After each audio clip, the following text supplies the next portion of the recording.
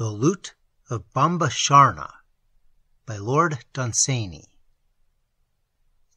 Things had grown too hot for Shard, captain of pirates, on all the seas that he knew. The ports of Spain were closed to him. They knew him in San Domingo. Men winked in Syracuse when he went by. The two kings of the Sicilies never smiled within an hour of speaking of him. There were huge rewards for his head in every capital city, with pictures of it for identification. And all the pictures were unflattering. Therefore, Captain Shard decided that the time had come to tell his men the secret. Riding off Tenerife one night, he called them all together. He generously admitted that there were things in the past that might require explanation. The crowns that the princes of Aragon had sent to their nephews, the kings of the two Americas, had certainly never reached their most sacred majesties. Where, men might ask, were the eyes of Captain Stobud? Who had been burning towns on the Patagonian seaboard? Why should such a ship as theirs choose pearls for cargo? Why so much blood on the decks and so many guns? And where was the Nancy, the Lark, or the Margaret Bell? Such questions as these, he urged, might be asked by the inquisitive, and if counsel for the defense should happen to be a fool and unacquainted with the ways of the seas, they might become involved in troublesome legal formulae. And Bloody Bill, as they rudely called Mr. Gagg, a member of the crew, looked up at the sky and said that it was a windy night and looked like hanging.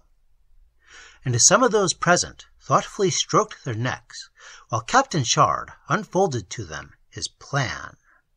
He said that the time was come to quit the desperate Lark, for she was too well known to the navies of 4 kingdoms, and a 5th was getting to know her, and others had suspicions.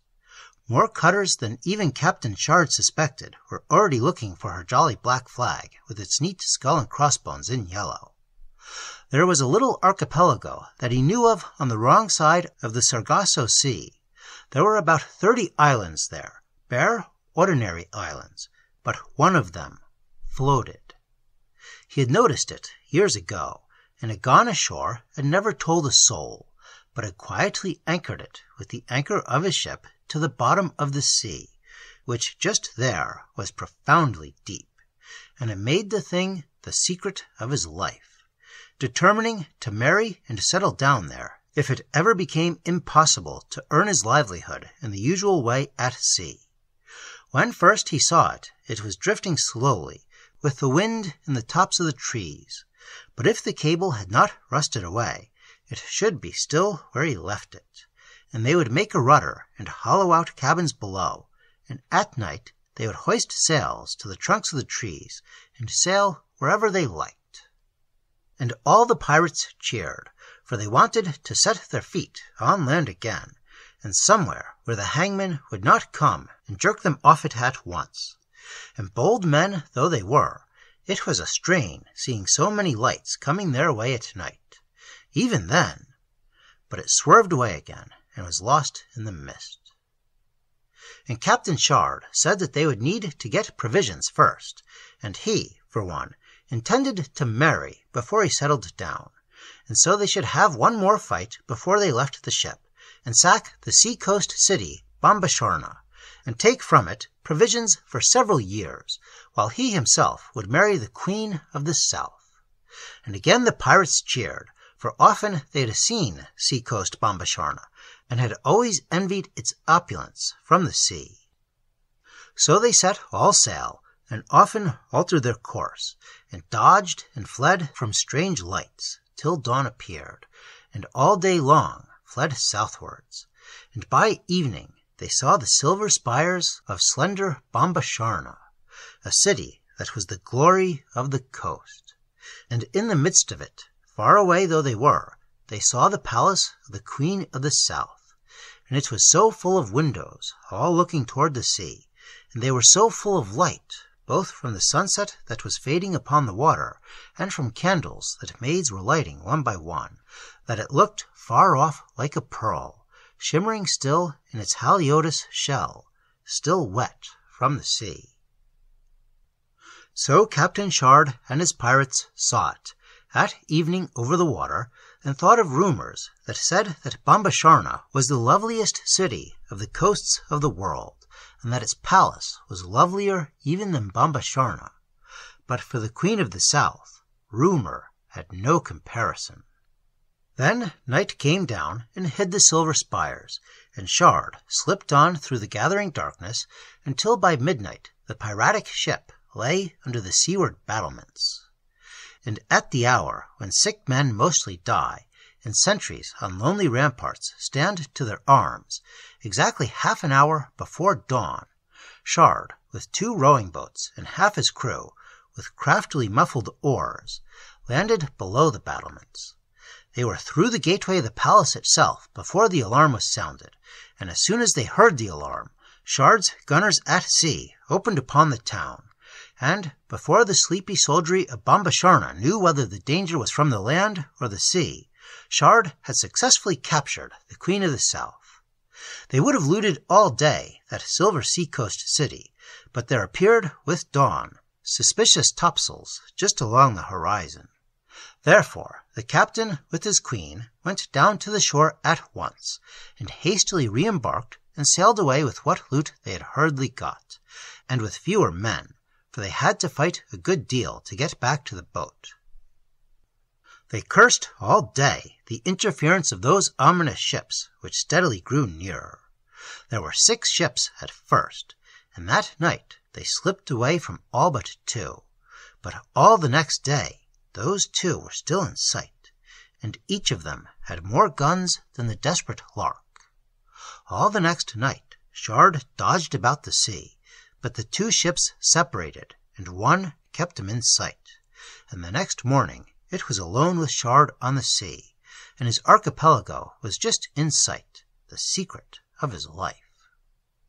And Shard saw he must fight, and a bad fight it was, and yet it suited Shard's purpose, for he had more merry men when the fight began than he needed for his island, and they got it over before any other ship came up, and Shard put all adverse evidence out of the way, and came that night to the islands near the Sargasso Sea.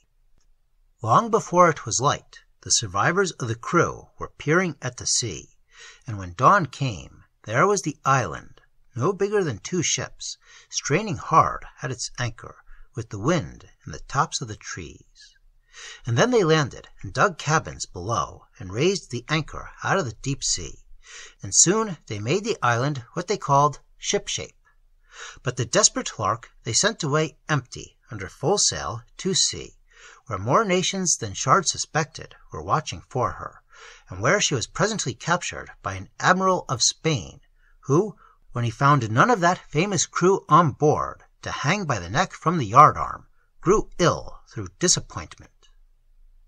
And Shard on his island offered the Queen of the South the choicest of the old wines of Provence, and for adornment gave her Indian jewels looted from galleons with treasure for Madrid, and spread a table where she dined in the sun, while in some cabin below he bade the least coarse of his mariners sing. Yet always she was morose and moody towards him, and often at evening he was heard to say that he wished he knew more about the ways of queens. So they lived for years, the pirates mostly gambling and drinking below, Captain Shard trying to please the Queen of the South, and she never wholly forgetting Bombasharna. When they needed new provisions, they hoisted sails on the trees, and as long as no ship came in sight, they scudded before the wind, with the water rippling over the beach of the island. But as soon as they sighted a ship, the sails came down, and they became an ordinary, uncharted rock. They mostly moved by night. Sometimes they hovered off sea-coast towns as of old. Sometimes they boldly entered river mouths, and even attached themselves for a while to the mainland, whence they would plunder the neighborhood and escape again to sea. And if a ship was wrecked on their island of a night, they said it was all to the good.